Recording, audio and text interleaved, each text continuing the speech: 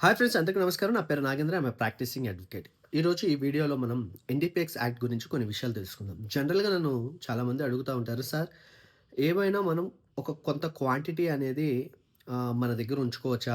అంటే నేను వాడకపోయినా గానీ ఆ క్వాంటిటీ నా దగ్గర ఉన్నట్లయితే నాకు ఎన్‌డీపీఎస్ యాక్ట్ కింద శిక్ష పడిద్దా ఏంటి అని అడగటం జరిగిద్దనమాట.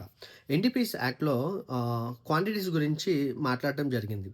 లైక్ దీన్ని 3 రకాలుగా డివైడ్ చేశారనమాట. Small quantity, commercial quantity, the quantity between the small and commercial. ఈ రెండిటి మధ్యన ఉండేటువంటి క్వాంటిటీ. కానీ ఎన్‌డీపీఎస్ యాక్ట్‌లో ఎక్కడ చూసుకున్నా గానీ కొంత క్వాంటిటీ మీ దగ్గర ఉంటే దానికి శిక్ష ఉండదు అనైతే ఎక్కడైతే లేదు. అది మీరు ఎంత క్వాంటిటీ ఉంచుకున్నా గానీ, అది గాంజా కావచ్చు, మార్ఫిన్ కావచ్చు, కొకైన్ కావచ్చు, హెరాయిన్ కావచ్చు, హాష్ ఆయిల్ కావచ్చు, ఓపియం కావచ్చు, వాటెవర్ ఇట్ మే బి. దానితో పాటు ఏదైనా సైకోట్రోపిక్ సబ్స్టెన్స్ అంటే ఒక కెమికల్ అనేది మనం మిక్స్ చేసినట్లయితే అది ఒక డ్రగ్‌గా క్రియేట్ అవుతది. అటువంటి సైకోట్రోపిక్ సబ్స్టెన్స్ కూడా కలిపినా గానీ, దాన్ని కూడా మారకద్రవ్యాలు అంటారనమాట. అటువంటి కాంపౌండ్స్ మీ దగ్గర ఉన్నట్లయితే వాటిని కూడా ఎన్‌డీపీఎస్ యాక్ట్ కిందే మీకు శిక్ష అనేది పడటం జరిగిద్దనమాట.